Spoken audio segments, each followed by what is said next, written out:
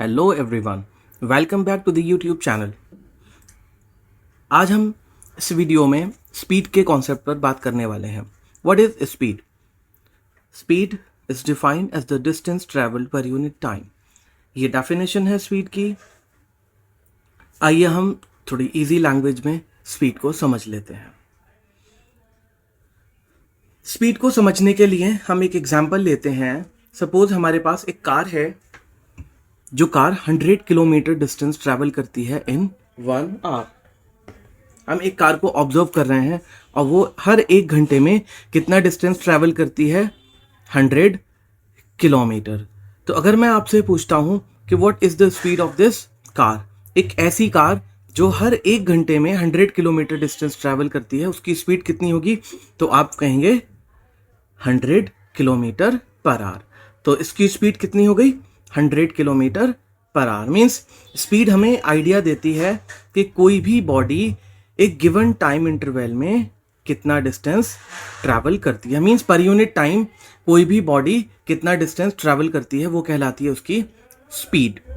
Speed हमें इस बात का भी आइडिया देती है कि कोई बॉडी कितना फास्ट या कितना स्लो मूव कर रही है। फॉर एग्जाम्पल, अगर हमारे पास 2 कार्स हैं P एंड Q, हमने 2 कार्स ली, एक कार है P और दूसरी कार है Q। कार P मूव कर रही है 100 किलोमीटर पर आवर की स्पीड से, कार Q मूव कर रही है 150 किलोमीटर पर आवर की स्पीड से। अगर आपसे पूछा जाए कि इन दोनों में से कौन सी कार फास्टर ट्रैवल कर रही है, किसकी स्पीड ज़्यादा, कौन तेज़ी से मूव कर रही है, तो आपका आंसर होगा 150 किलोमीटर पर आवर वाली जो कार है, मीन्स कार Q, वो फास्टर मूव कर रही है। और P जो है वो Q से थोड़ा स्लो मूव कर रही है। इट मीन्स स्पीड की वैल्यू को ऑब्जर्व करके हमने बता दिया कि Q is moving faster than P। तो स्पीड हमें आइडिया देती है कि बॉडी कितना तेज या कितना स्लो मूव कर रही है। So we can say that speed gives us an idea of how slow और how fast a body moves. Speed हमें इस चीज़ का आइडिया देती है कि कोई बॉडी कितना स्लो या कितना फास्ट मूव करती है। अब बात करते हैं स्पीड के मेजरमेंट की। हम स्पीड को मेजर करते हैं तो उसकी एसआई यूनिट क्या है? मीन्स उसको नापने के लिए हम किस यूनिट का इस्तेमाल करते हैं? तो स्पीड की SI unit metre per second है। देखिए, इससे ऊपर हमने अभी किलोमीटर पर आवर में बात की थी, लेकिन किलोमीटर पर आवर भी स्पीड की यूनिट है, लेकिन ये एसआई यूनिट नहीं है। एसआई यूनिट उस यूनिट को कहते हैं जो इंटरनेशनली एक्सेप्टेड यूनिट होती है। मीन्स मीटर पर सेकेंड एक ऐसी यूनिट है स्पीड की जो इंटरनेशनल लेवल पर यूज की जाती है। आप कहीं पर भी जाएंगे तो आपको स्पीड की unit metre per second internationally use करेंगे तो वहां पर कोई प्रॉब्लम नहीं आने वाली है। स्पीड एक स्केलर क्वांटिटी है, मींस स्पीड की कोई डायरेक्शन नहीं होती है। स्पीड सिंपली अपनी वैल्यू से, मींस अपने मैग्नीट्यूड से डिफाइन होती है, इसकी कोई भी डायरेक्शन नहीं होती है। चलिए आइए स्पीड को एक एग्जाम्पल के थ्रू समझते हैं। सपोज एक जेट है, जो जेट 150 किलोमीटर डिस्टेंस ट्रैवल करता है हाफ एन आवर में। आधा घंटा लगता है उसको 150 किलोमीटर डिस्टेंस ट्रैवल करने में। तो आइए हम फाइंड करते हैं कि उसकी स्पीड कितनी है। अगर एक जेट 150 किलोमीटर डिस्टेंस को ट्रैवल करने में आधा घंटा लगाता है तो वो कितनी स्पीड से मूव कर रहा होगा। यहाँ पर हमें स्पीड की मैथमेटिकल फॉर्म भी देखने के लिए मिलेगी। तो सिचुएशन के अकॉर्डिंग टाइम है 0.5 hours, means half an hour. Half an hour को मैथ्स में हम 0.5 आवर्स भी लिख सकते हैं। डिस्टेंस है 150 किलोमीटर। अगर हम स्पीड फाइंड करना चाहते हैं तो स्पीड का फॉर्मूला आता है distance travelled divided by time taken to travel that distance. Means कितना डिस्टेंस ट्रैवल किया गया और उस डिस्टेंस को ट्रैवल करने में कितना टाइम लगा। तो यहाँ पर हम डिस्टेंस ट्रैवल्ड है 150 किलोमीटर और टाइम है 1/2 hours, means half an hour. So it becomes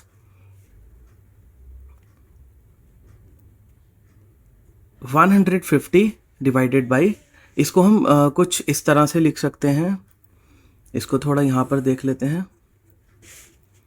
100 50 divided by 0.5। जब पॉइंट हटाएंगे तो ये 0, ये मैथमेटिक्स है, इसको हम डिवाइड करेंगे 300 आएगा। सो जो आंसर आया है वो आया है 300 किलोमीटर पर आवर। मीन्स वो जेट जो 150 किलोमीटर डिस्टेंस ट्रैवल करता है हाफ एन आवर के अंदर, वो कितनी स्पीड से मूव करेगा? 300 किलोमीटर पर आवर की स्पीड से वो मूव करेगा। इसको आप देखिए, स्पीड का जो कॉन्सेप्ट है वो चाहे आपने फिजिक्स पढ़ी है या नहीं पढ़ी है, हर कोई स्पीड के कॉन्सेप्ट को अपनी डे टू डे लाइफ में यूज़ करता ही करता है। तो अगर जनरली मैं आपसे फिजिक्स से हटकर अगर मैं आपसे पूछता हूँ, या आप किसी ऐसे इंसान से जिसने फिजिक्स नहीं पढ़ी है, आप उससे जाकर पूछेंगे कि भाई एक जेट है जो 150 किलोमीटर डिस्टेंस ट्रैवल कर रहा है हाफ एन आवर में, तो बताओ वो कितनी तेज़ी से मूव कर रहा होगा? तो वो आपको आंसर देगा 300 किलोमीटर पर आवर।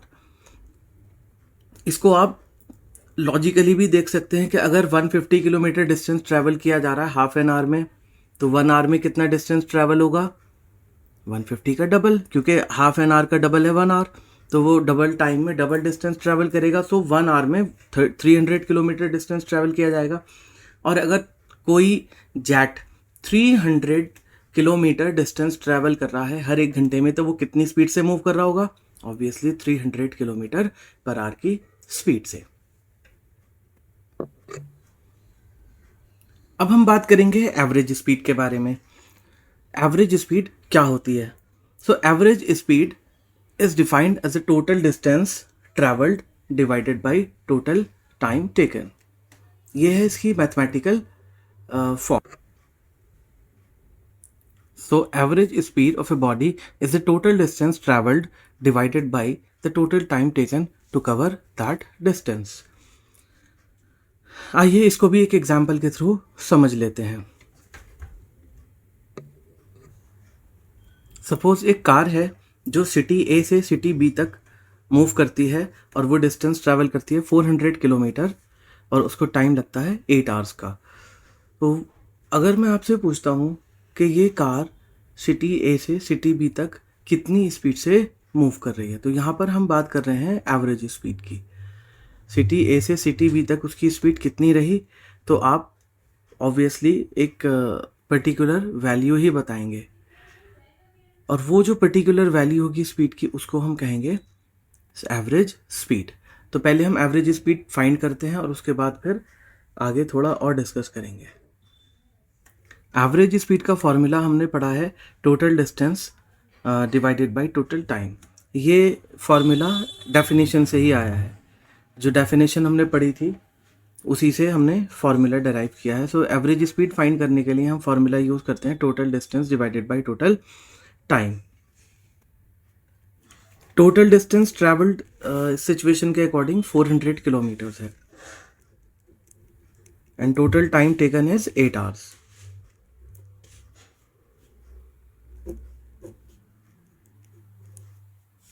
सो उसकी एवरेज स्पीड आ गई 50 kilometre per hour. It is average speed.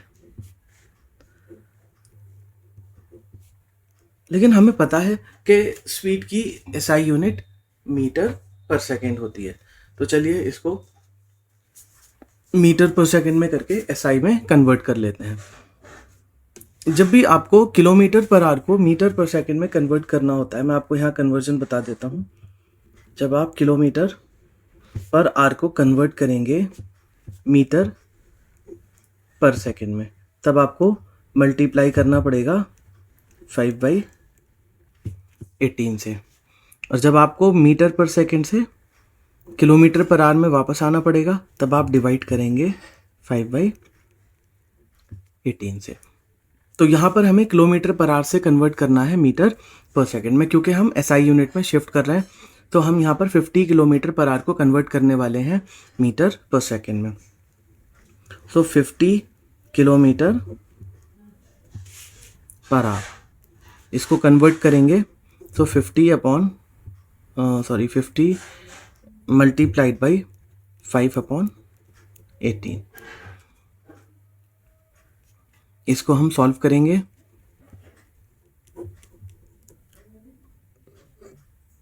तो यहाँ सॉल्व करने के बाद आएगा 13.88 metre per second. Means car 13.88 metre per second average speed के साथ मूव कर रही है। अभी मैंने आपको बताया था, मैंने बताया था आपको कि हम यहाँ पर एक पर्टिकुलर वैल्यू की बात करेंगे। आप अगर मैं आपसे पूछता हूँ कि ये जो कार है सिटी ए से सिटी बी तक जब जाती है तो कितनी स्पीड से मूव करती है, तब मैंने कहा था कि हम एक पर्टिकुलर वैल्यू की बात करेंगे। आप कोई एक वैल्यू बताएंगे, जैसे आप बताएंगे 50 किलोमीटर पर आवर या फिर 13.88 मीटर पर सेकेंड। इसका मतलब क्या था?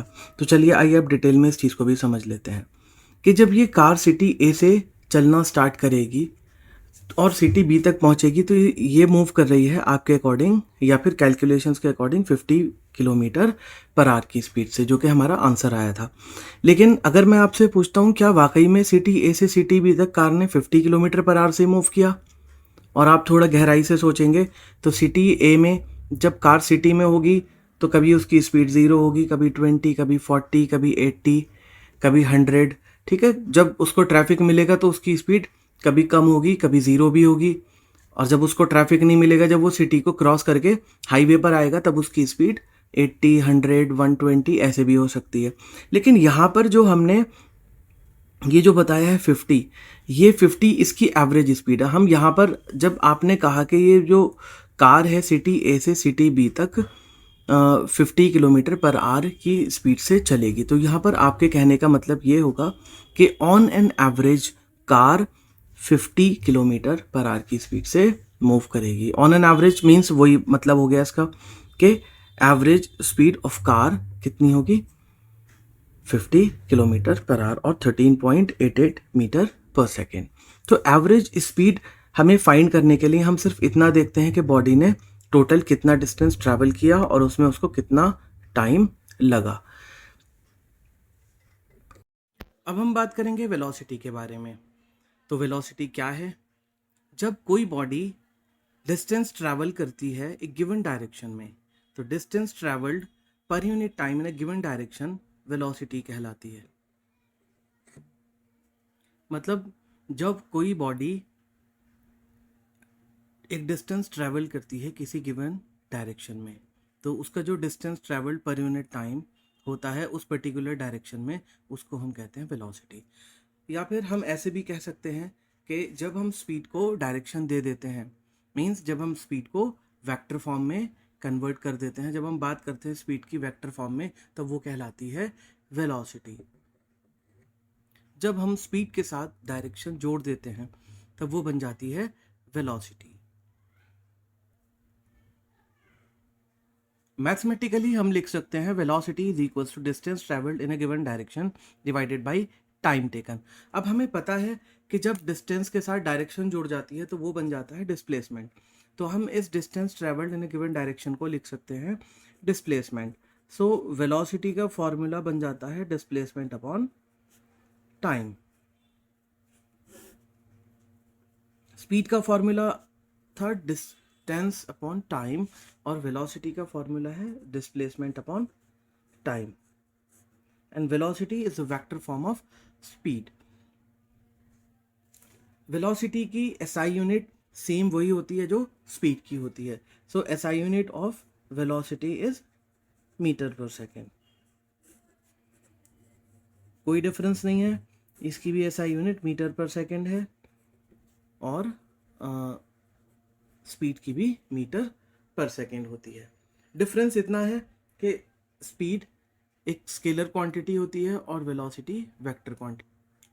अब हम वेलोसिटी के कॉन्सेप्ट को एक एग्जांपल के थ्रू समझते हैं। सपोज एक बॉडी है जो मूव करती है with a velocity with a speed of 25 kilometre per our.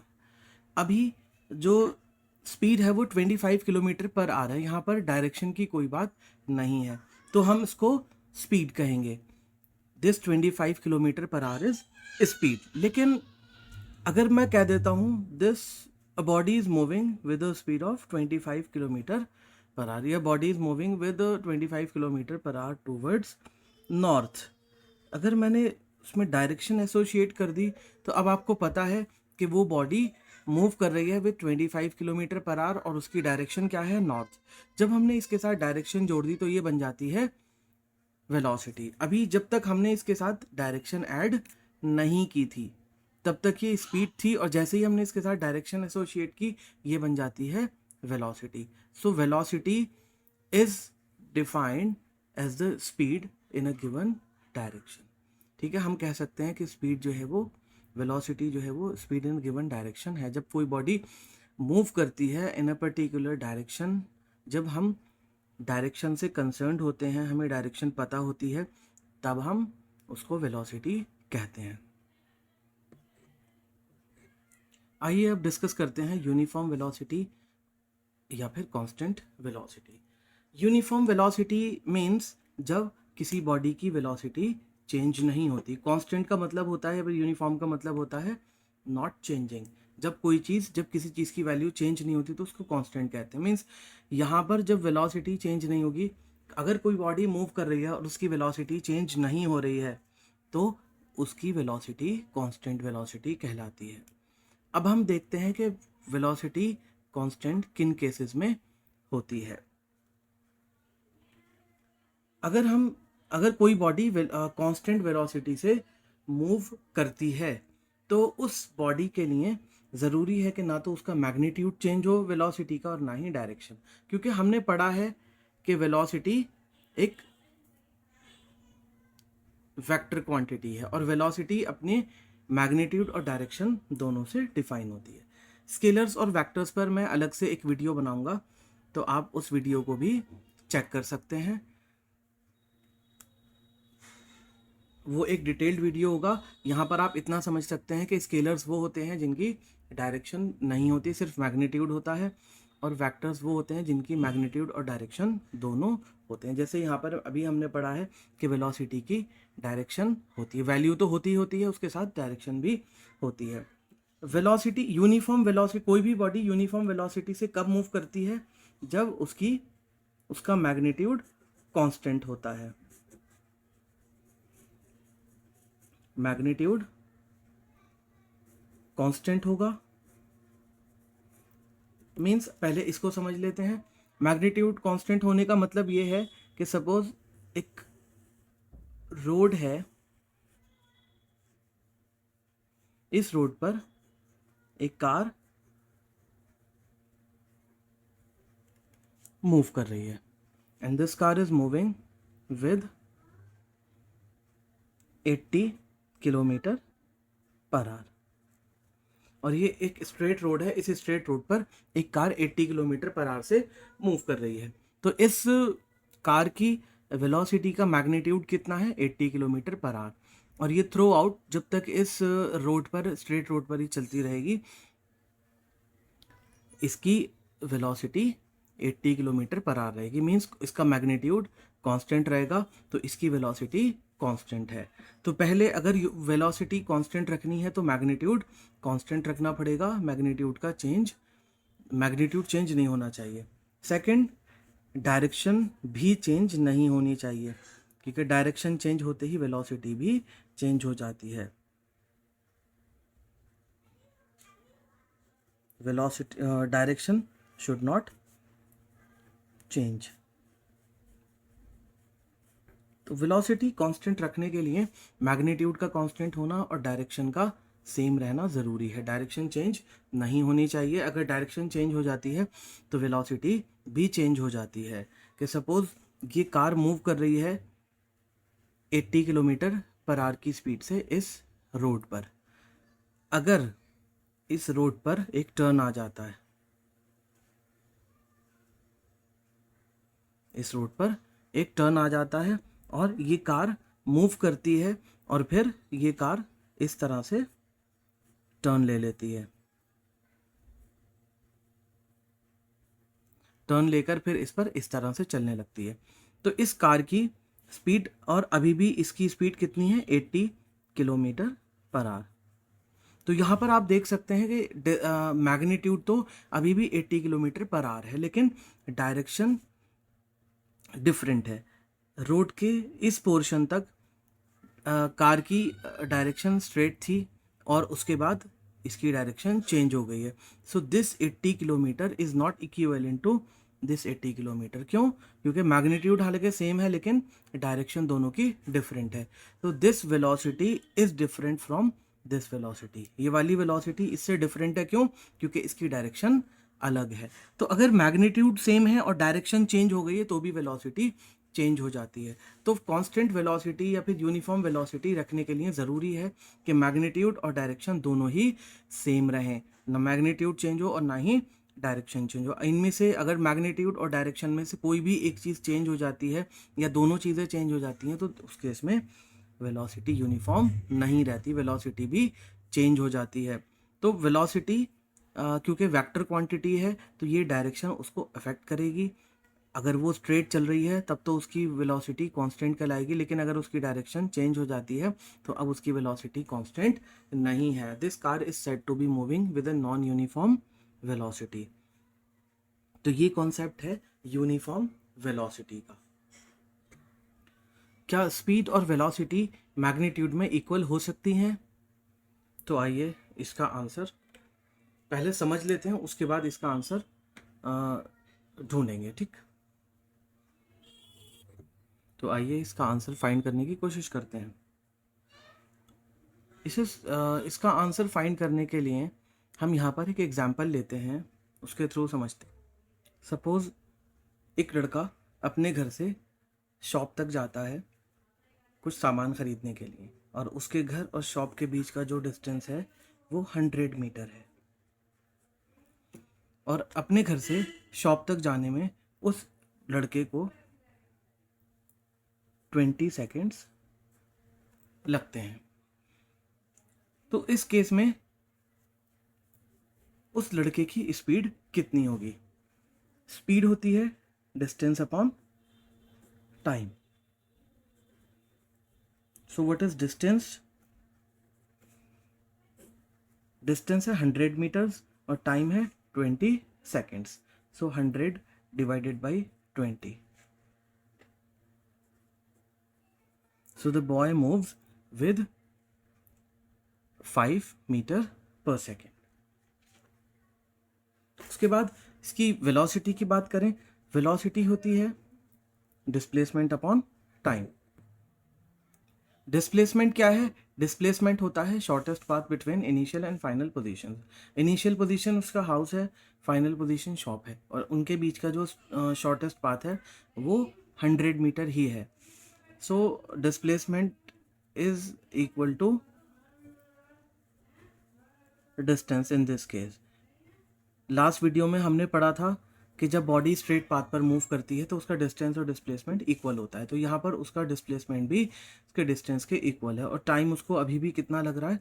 20 seconds. सो उसकी स्पीड भी, वेलोसिटी भी कितनी है? 5 मीटर पर सेकेंड।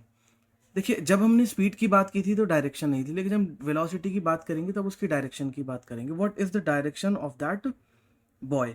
वो क्या है? उसके घर से शॉप तक है, तो उसकी वेलोसिटी की जो डायरेक्शन है that is from house to shop. अब अगर हम बात करें उसकी,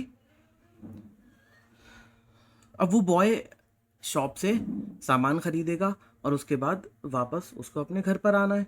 जैसे यूजुअली होता है कि हम दुकान जाते हैं, दुकान से कुछ सामान खरीदते हैं और फाइनली अपने घर वापस लौट आते हैं। तो ये बॉय भी कुछ ऐसा ही करेगा और ये शॉप से वापस अपने घर पर लौट कर आ जाएगा।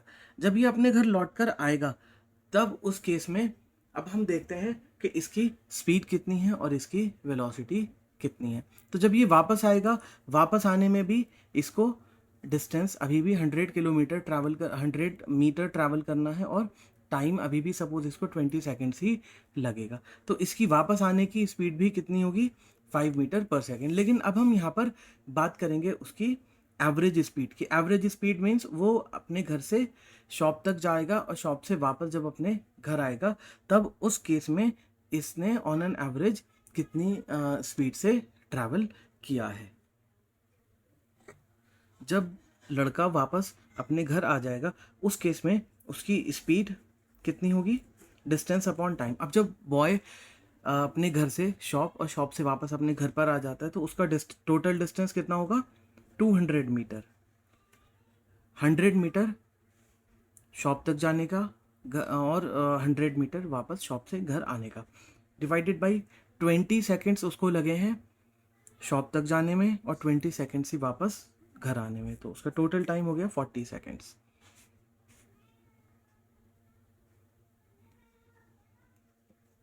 तो उसकी एवरेज स्पीड कितनी हो गई? 5 मीटर पर सेकेंड। मीन्स वो ऑन एन एवरेज अपने घर से शॉप और शॉप से वापस अपने घर जब आया है तो उसकी स्पीड है 5 मीटर पर सेकेंड।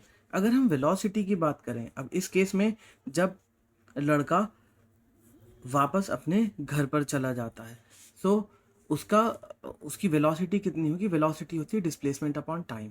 अब देखिए, लड़के ने चलना शुरू किया था अपने घर से, वो शॉप तक जाता है और शॉप से वापस अपने घर चला जाता है, तो उसका डिस्प्लेसमेंट कितना हो गया?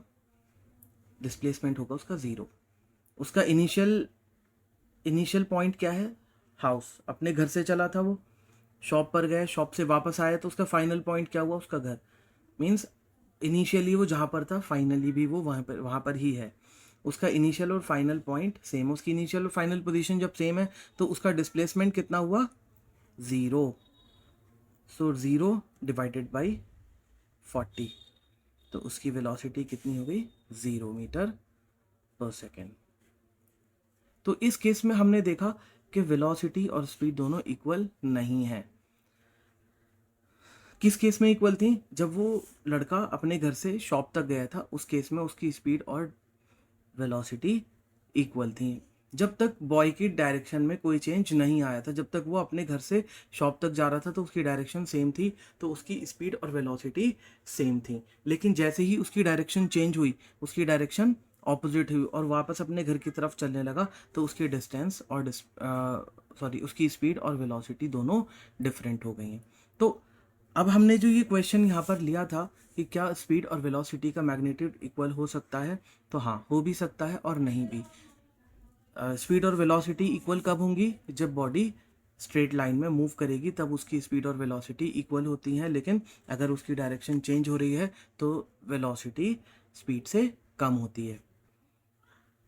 इस केस में वेलोसिटी 0 है। यहाँ पर एक और कंक्लूजन हम निकाल सकते हैं कि a moving body can have 0 velocity. अगर कोई बॉडी मूव कर रही है तो उसकी वेलोसिटी 0 हो सकती है, लेकिन उसकी स्पीड कभी 0 नहीं होगी। अब a moving body can never have 0 speed but it can have 0 velocity. तो यहाँ पर हमने एक और कंक्लूजन इस एग्जाम्पल से निकाल लिया है। अब हम बात करेंगे एक्सीलरेशन के बारे में। Acceleration is defined as a rate of change of velocity. आइए इसको भी थोड़ा डिटेल में समझ लेते हैं। एक्सीलरेशन हमें आइडिया देता है कि किसी बॉडी की वेलोसिटी कितनी तेजी से चेंज हो रही है। तो चलिए इसको भी एक एग्जाम्पल के थ्रू समझते हैं।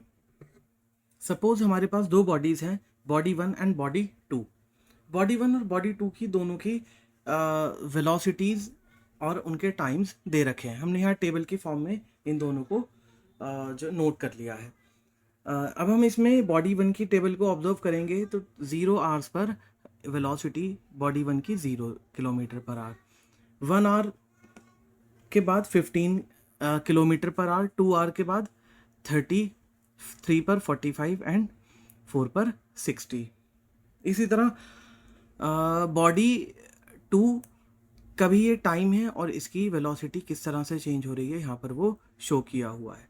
तो आइए हम चेक करते हैं कि इन दोनों बॉडीज का एक्सेलरेशन कितना है। एक्सेलरेशन देखिए, हमने अभी पढ़ा है कि एक्सेलरेशन हमें बताता है कि बॉडी की वेलोसिटी किस रेट पर चेंज हो रही है, हाउ फास्ट और how slow the velocity of a body is changing with time. तो उससे पहले हम एक्सेलरेशन की मैथमेटिकल फॉर्म पढ़ लेते हैं। मैथमेटिकली हम एक्सेलरेशन को डिफाइन कर सकते हैं change in velocity divided by time taken. अब हम बॉडी 1 में चेक करते हैं कि बॉडी 1 की वेलोसिटी टाइम के साथ किस तरह से चेंज हो रही है। यहाँ पर हम चेक करते हैं कि between from 1 hour to 2 hours, 1 से 2 घंटे के बीच में उसकी वेलोसिटी किस तरह से चेंज होती है। तो यहाँ पर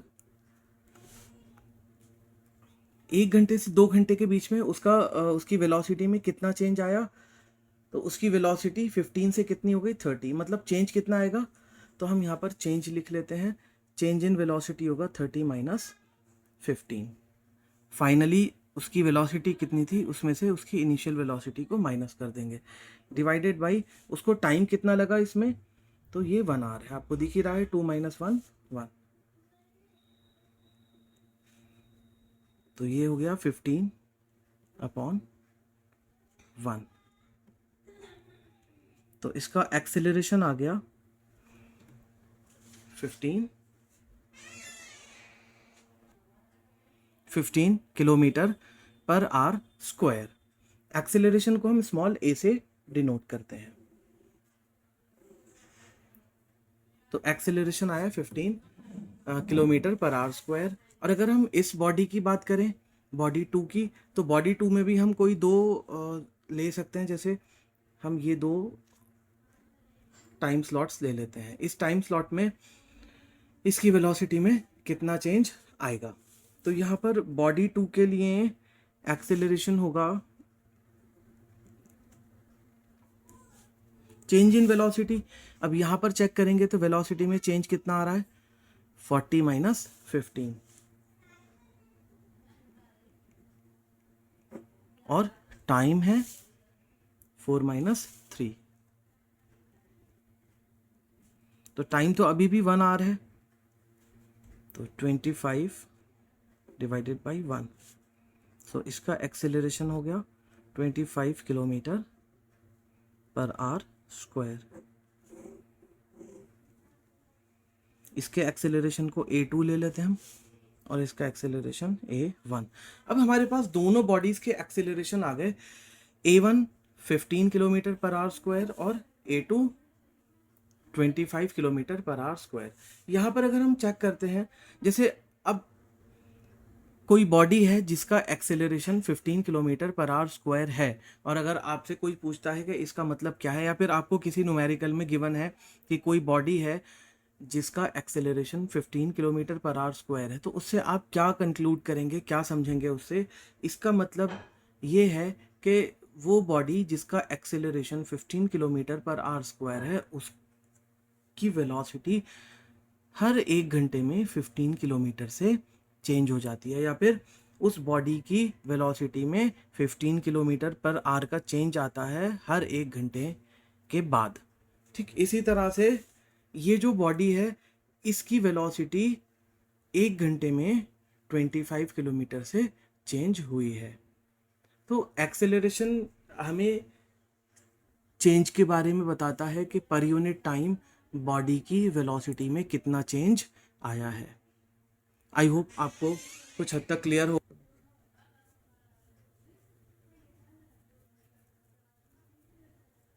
इसके बाद हम पढ़ते हैं types of acceleration. Types of acceleration से पहले हम एक्सेलरेशन की एसआई यूनिट के बारे में बात करते हैं। तो SI unit of acceleration is metre per second square.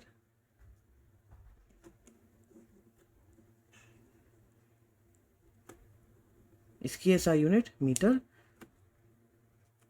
पर सेकंड स्क्वायर है। इसको हम metre second raise to the power -2 भी लिखते हैं। और एक्सेलरेशन एक वेक्टर क्वांटिटी है। ठीक है, ये एक वेक्टर क्वांटिटी है, मींस इसकी डायरेक्शन होती है। Acceleration is a vector quantity.